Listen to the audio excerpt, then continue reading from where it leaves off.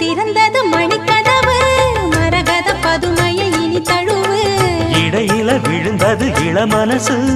இருக்கிற சுகம் அது பல தினசு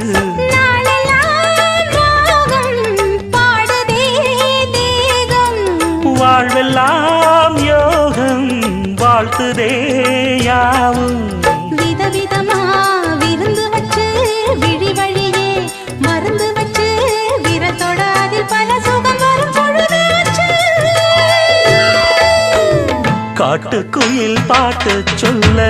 வீட்டு கிளி கேட்டு கொள்ள ஒட்டி வந்த தாளமே கொட்டும் கெட்டி மேளமே தொட்டணைக்க வேணுமே